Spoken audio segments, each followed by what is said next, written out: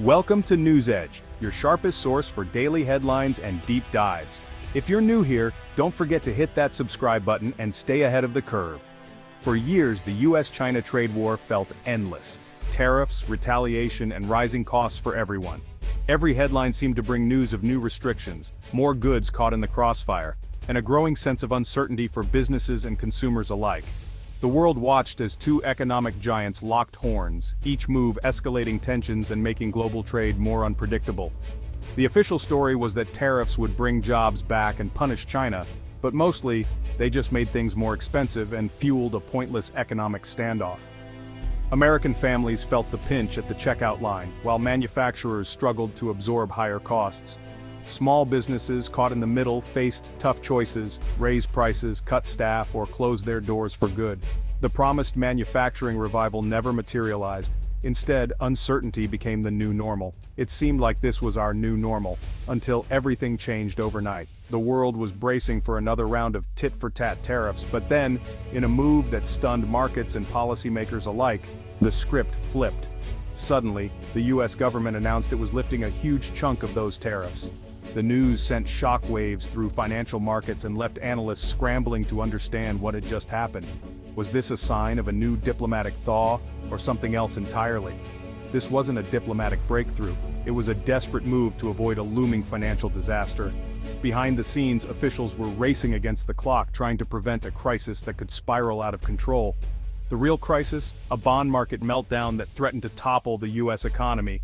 Investors were losing confidence, and the value of US Treasury bonds, long considered the safest investment in the world, was suddenly in question. The stakes couldn't have been higher. The trade war didn't end because someone won. It paused because the US was about to lose badly. The risk of a full-blown financial collapse forced leaders to make a choice: keep fighting, or pull back from the brink. This reversal exposed a critical vulnerability. In a world where your biggest rival is also your biggest creditor, power looks very different. The US found itself in a position where economic interdependence trumped political rivalry, and the old rules no longer applied. So, how did America First turn into America, please stabilize our bonds? Let's break down the high-stakes financial drama that forced a superpower to blink. The story behind the headlines is more complex and more urgent than anyone realized. This is the story of how a financial crisis forced a superpower to change course overnight. It's a lesson in how quickly the balance of power can shift, and how, in the global economy, no nation is truly untouchable. To truly grasp why the US made such a dramatic reversal, we first need to dive into the world of the US bond market, long considered the ultimate safe haven for global investors. For decades, it was the bedrock of financial security, a place where money from around the world would flow in times of uncertainty. US Treasury bonds were seen as the gold standard: safe, reliable, and always in demand. Investors, governments, and central banks trusted them more than almost any other asset, treating them as the backbone of the global financial system. But then, a perfect storm hit. Inflation soared to levels not seen in decades, government debt ballooned to record highs, and investors everywhere started to worry. Suddenly, the certainty that had defined US bonds began to evaporate. Almost overnight, demand for US bonds dried up. Prices tumbled and yields, essentially the interest the government pays to borrow, shot through the roof. The safe haven was no longer so safe. This sudden spike in borrowing costs sent shockwaves through Washington. The government now faced skyrocketing expenses just to pay interest, threatening everything from new infrastructure projects to the stability of Social Security and other vital programs. Higher yields didn't just hurt the government, they rippled through the entire economy. Mortgages became harder to get and more expensive, car loans dried up, and small businesses struggled to access credit. Families across America felt the pinch as bills piled up. The entire financial system, built on the rock-solid reputation of US bonds, began to show cracks. Confidence wavered and the world watched anxiously, wondering if the unthinkable could happen. In this moment of unprecedented vulnerability, one player's role became more crucial than ever: China. As one of the largest foreign holders of US debt, China wasn't just a bystander, they were in the driver's seat, holding immense power over America's financial fate.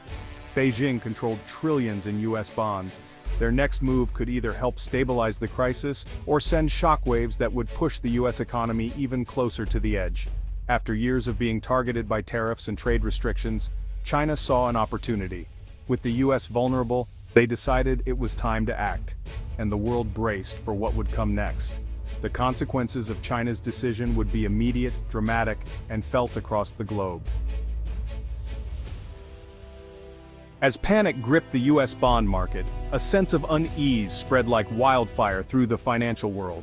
Traders watched in disbelief as bond prices tumbled and yields soared, their faces etched with worry. The air was thick with uncertainty, and every tick of the market felt like a warning bell for what might come next. Amid this chaos, China made its move, quietly, almost imperceptibly selling off a significant chunk of its US Treasury holdings. It was a calculated decision, executed with precision, and it sent ripples through the already fragile market. This wasn't panic, it was strategy. Chinese analysts had studied the situation for months, waiting for the perfect moment to act. Their approach was methodical, their demeanor calm, as they pulled the trigger on a plan that had been in the works for some time. By selling into a weak market, China didn't just protect its own interests, it amplified the crisis. The move sent US Treasury yields even higher, making it more expensive for Washington to borrow money and putting immense pressure on American policymakers. The financial world watched as the crisis deepened, realizing that this was no ordinary sell-off. The message was clear: tariffs hurt, but so does messing with your banker. In the world of global finance, trust is everything, and China was reminding the US just how much power it held as America's largest creditor. Publicly, China called it portfolio diversification, a routine adjustment of their investments. But behind closed doors, everyone knew it was a calculated power play, a warning shot across the bow of US economic policy.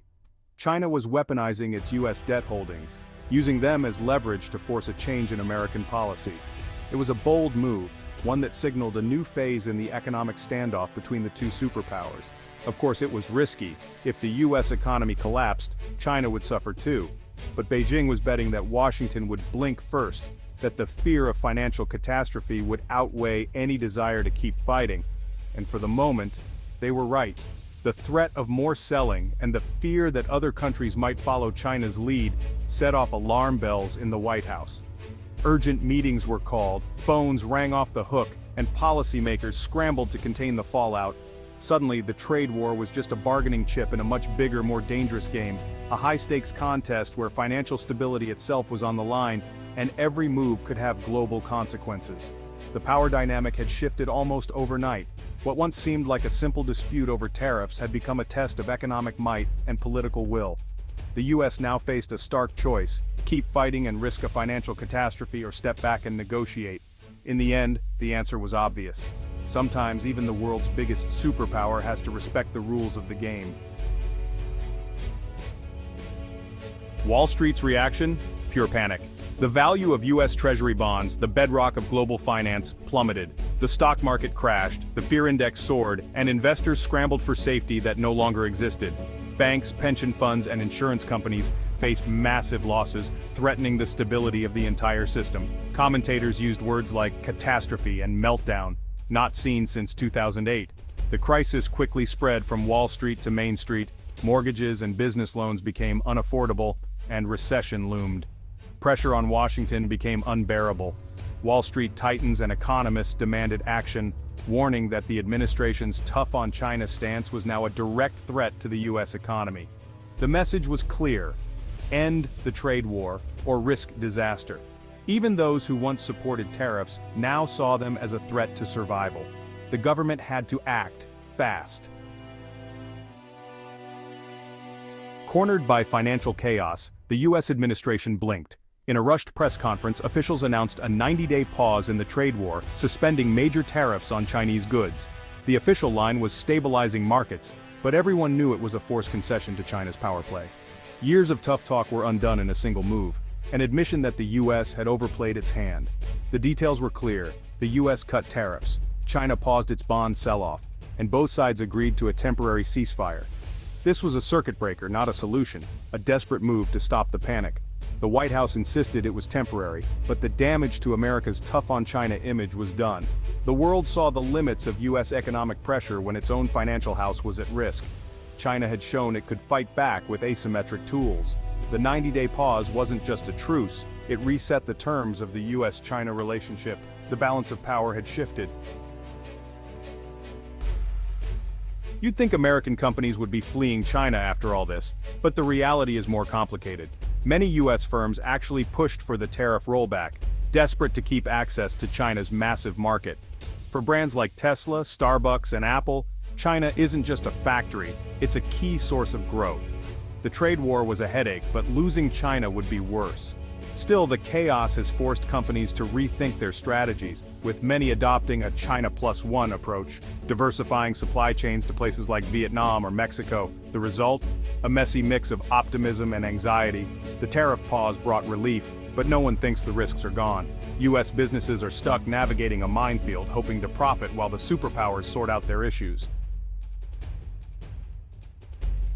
The 90-day pause started a countdown for the US and China to negotiate a lasting deal. But the core issues, intellectual property, tech transfer, subsidies, are still unresolved.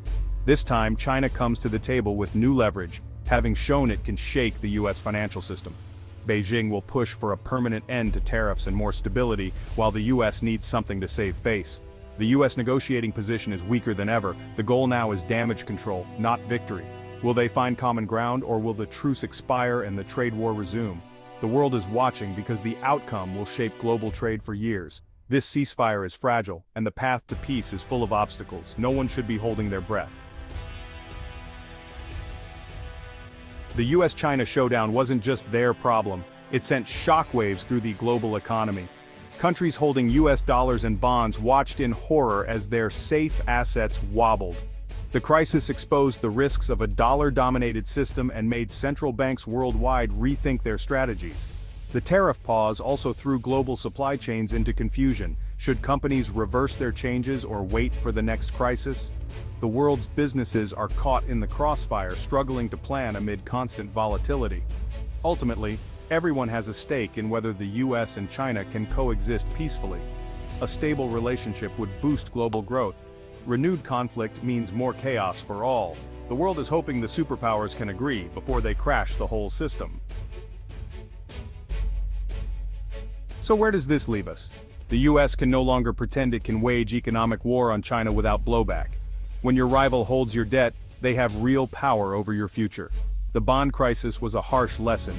Modern power isn't just about military might, it's about who holds the IOUs. The US now faces a choice: keep fighting and risk more instability, or seek a pragmatic, cooperative relationship. The 90-day truce could lead to lasting peace, or just be a pause before the next storm. One thing is clear: the US and China are too intertwined to decouple. Their destinies and the world's are linked.